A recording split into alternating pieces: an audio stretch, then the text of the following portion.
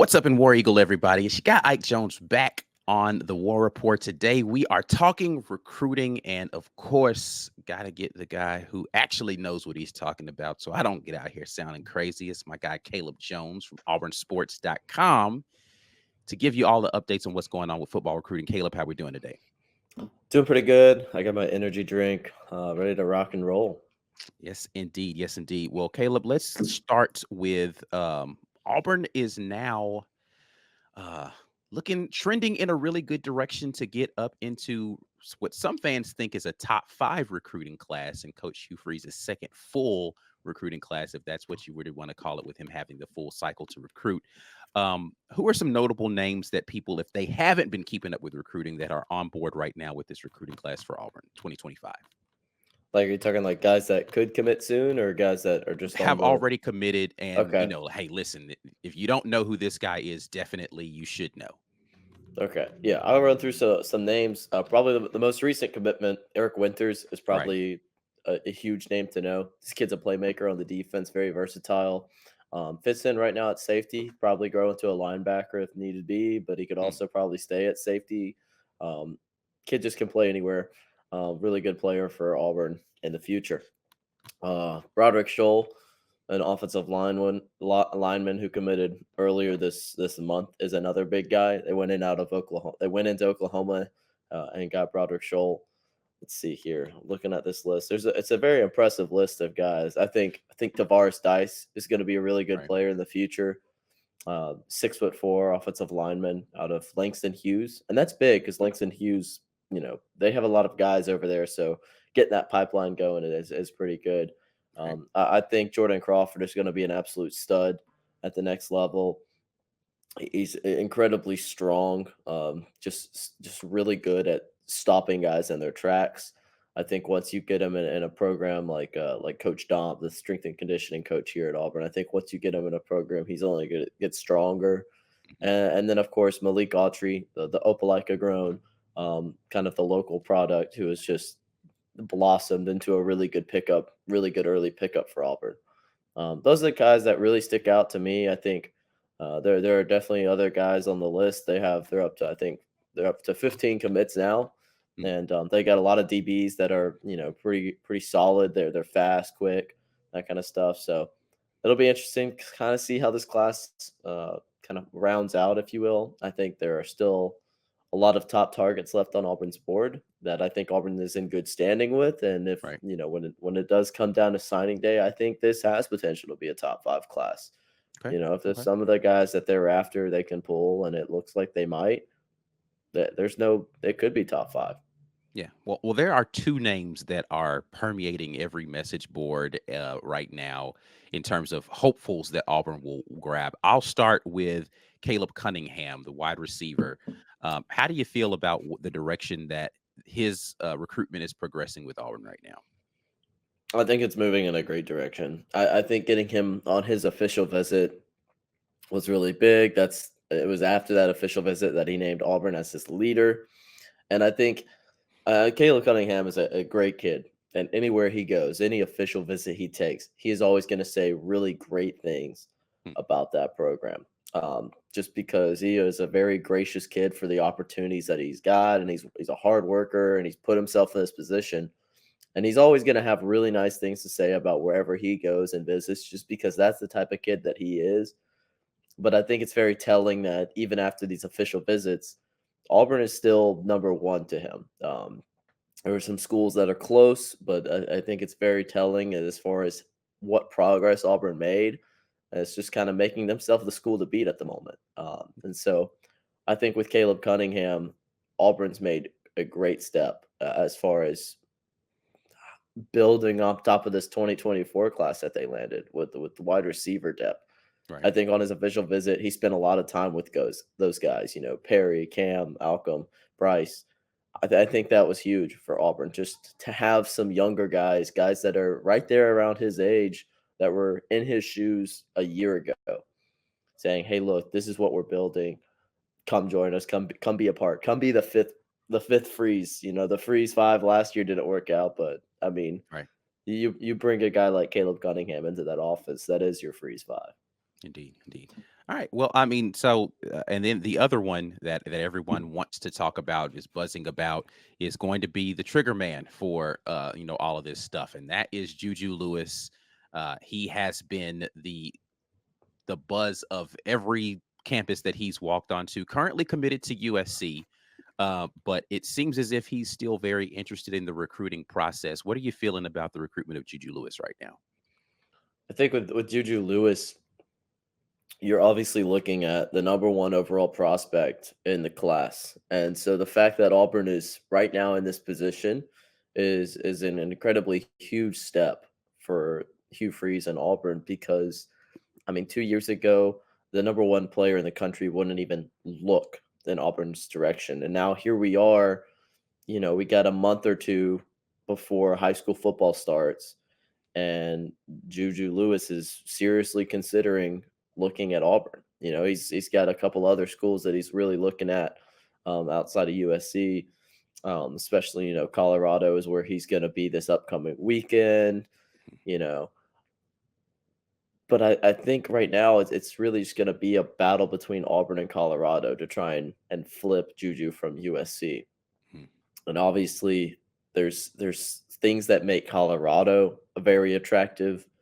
You go there, you're going to likely be the starter day one Right. because Shador is leaving and you're gonna be there.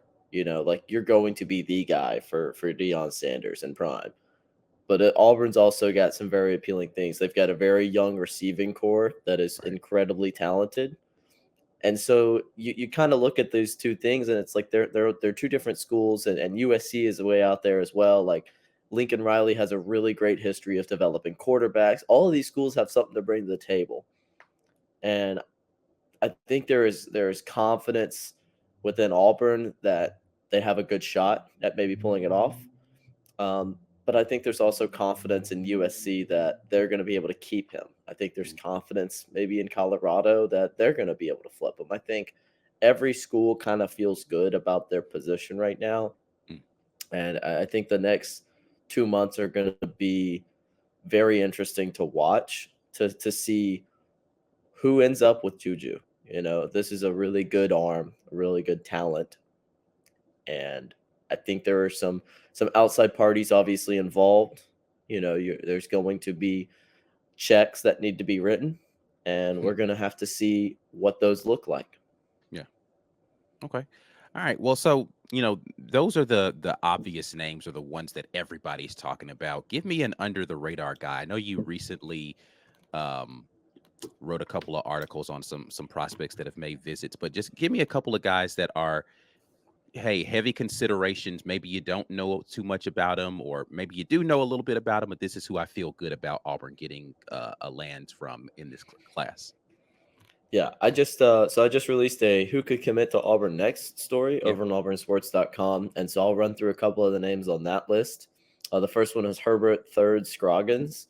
It's a fantastic name, I might add. But yeah, he was on campus this past weekend, and it seemed like things really went well.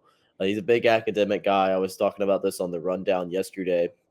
He's a really big academic guy, and so for him to get in and see the engineering program and Mm, recognize that he could come in and play in the SEC, but also get a really good degree in engineering, mechanical engineering specifically. I think that was really big for him to see. And so when he makes his decision next week, it's going to be between Auburn, Miami, Georgia Tech, and North Carolina. And I think this weekend Auburn did everything it could to put itself in a really good spot. And I think they are sitting in a good spot, kind of heading into that decision next week. mm. Um, That's interesting. I mean, yeah, hearing what you're saying about the educational portion, that would mean like of those schools, I would say Georgia Tech would be a pretty big draw for him for the engineering component. But I think Auburn is probably the best mix of I'm going to I get a I really good agree. football opportunity and education. I think I think Auburn's the big time outlier in that group of schools. No disrespect to Georgia Tech, North Carolina, or Miami, but when you look at a combination of like you were talking about academics and then traditional football, Auburn I think outweighs Georgia Tech in that aspect. I think they outweigh North Carolina. Yeah. But I mean it's very interesting because I mean academics is can be a huge factor It can be a much larger factor than some people realize. I think another name that I'll throw out right now that just while we're on the subject, I think academics is going to be a huge factor and a huge, I guess, hurdle for Auburn to overcome with an offensive line target named Andrew Babalola. Mm, I think Auburn is one of his favorites. I think Stanford is also one of his favorites, and I think mm, you're looking at these two schools, and it's hard to decide. Do I want a Stanford degree? Do I want an Auburn degree? It's difficult, especially when academics are incredibly large for some of these kids. Some other names that I'll throw out real quick is Shamar Arnaud. He visited this past weekend, cornerback out of Carrollton, so he's teammates with Juju. mm. And I think Auburn's in a pretty good spot with him as well. I think Auburn is probably number one or number two in his recruitment. I'm leaning toward probably being the number one program right now. He'll visit Florida State this weekend, so I mean things could change. They could switch. I don't know. Georgia and Kentucky are kind of also involved. He's looking at maybe visiting those officially in season. But I think he's been really impressed in his last couple of trips to Auburn that he's made over the last month or so, and he's hoping to have kind of a decision in the first week of July. Another name, there's kind of the final name I'll throw out for now in the 25 class is Jacoby Ward. He's got a decision date. He's announcing a commitment on July 4th. It's going to be Auburn, Tennessee, or LSU. Fresh off his official visit a couple weeks ago, he said, "Hey, Auburn's still my number one school, like they were when he officially visited in March." So I think Auburn is still in a really good spot with him. Awesome, awesome. All right, so class right now sitting, you said 15 commits right now. Are Mhm. there any guys in that 15 that you feel maybe not as strong because they're still out there maybe looking around? Are there any guys that you would say, I don't know if we get across the finish line with this one? Right now, I'm looking at the list, and I don't really see one. Mm, You've had a couple of guys already shut their recruitment down. mhm, You hosted 5 of these commits on official visits this past weekend, and I think you and if they weren't on campus this past weekend, a lot of them have already officially visited, and I think you kind of solidified yourself as this is the program I want to be at for a lot of these commits. We'll awesome. see down the stretch because recruiting is absolutely insane sometimes, especially when you get in that November December range. Right, Um, I'm not saying I think anybody's going to flip right now, but you never know. right. It always seems like there's a chance that there could be a flip to Auburn, there could be a flip away from Auburn. You never know. But as of right now, I think all 15 are pretty locked in with Auburn. Awesome, awesome. Obviously, there's going to be some that will take other visits that are going to explore other options and see other places. But it's just part of the recruiting process nowadays. Yeah, awesome. All right. Well, it sounds good. I'm glad to hear the direction is moving positively. And if you're an Auburn fan, then this is all good news. If for whatever reason people have been living under a rock and they don't know where they can make sure that they get all of this information from, tell the people how they can get that from you. Yeah, we've got all this great information along with all of our other team coverage of anything Auburn athletics, Auburn football, basketball, softball, baseball, whatever you want. We've got it all over there at auburnsports.com. Come check us out. We're home to the bunker. It's a great message board. It's a great community of people that really love Auburn. They love Auburn sports. Come check us out over there. See what we got going on. We got great content. We got great writers. We have a great podcast called The Rundown every Tuesday. And we chat up Auburn sports, Auburn recruiting, basketball, the latest happenings, really anything you need to know about Auburn sports all within about an hour. So you can find us all the way over there, auburnsports.com. Come check us out. Give us a shot. Yeah, absolutely. Well, Caleb, we always appreciate you giving us a little time over here on the War Rapport, and we'll be back at you with more great Auburn content. But until then, and as always, War Eagle.